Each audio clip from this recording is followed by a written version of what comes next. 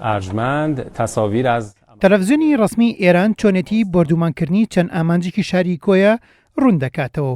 ئاشکرای دەکات کە موشکەکان لە ناو خاشی ئێرانەوە بارەگاکانی حەدەک و حەدکایان لە ناو کوردستانی عێراق کردوتە ئامانج.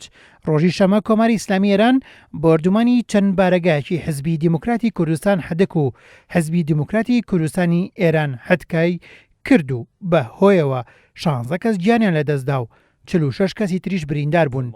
تەلەڤیزیۆنی ڕسمی کۆماری ئیسلامی ئێران چۆنێتی بردومانکردنی چەند ئامانجەکەی شاری کۆیە ڕوون دەکاتەوە کە بە گرتی ڤیدۆیی ئاشکرای کردووە موشکەکان لە ناوخاشی ئێرانەوە بارەگاکانی حەدەک و حەدکایان لە ناوچەی کۆیی کوردستانی عێراق کردوتە ئامانج.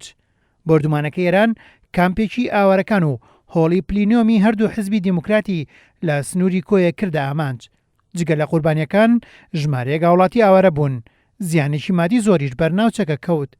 بۆ بەهانەوە چوونی بریندارەکانیش 6 تیمی پزیشکی لە سلێمانیەوە ڕەوانەی کۆیەکران. دواتریش هێرۆ ئیبراهیم ئەحمەد و شانەس ئیبراهیم ئەحمەد بریندارەکانی ئەو بردومانیان لە نەخۆشخانەی شار بەسەر کردەوە. هەر تایبەت بۆ ڕووداوە جێگری سکرتێری گشتی یەکێتی نیشتیمانی کوردستان و مەکتەبی سیاسی یەکێتی و حکومەتی هەرێمی کوردستان و پەرلەمانی کوردستان ئیدانەی هێرش و بردومانەکەی ئێرانیان کرد بۆ سەر شاری کۆیە. بە پێی راپۆرتەکەی تەلەڤیزیۆنی ڕسمی ئێران سوپای پاسداران لە ناو خاکی ئێرانەوە بردومانی شاری کۆیی کوردستانی عێراقیان کردووە. لەو بارێژەوە سوپای پاسداران ڕاگەیەندراوی ڕسمی بڵاو کردەوە و ئاماژەی بۆ ئەوە کردووە ئەوەی ئێران کردوێتی وەڵامی چەند چالاکیێکی گروپە جیاجیەکان بووە.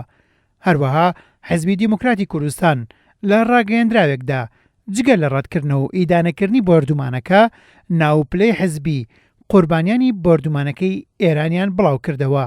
بە گوێرەی زانیاریەکانی کورسات نیوسیش فڕۆکە بێفڕۆکەوانەکانی ئێران لە کاتی بردومانەکاندا بەسەر ئاسمانی شاری کۆیە و ناوچەکەدا سوڕەونەتەوە.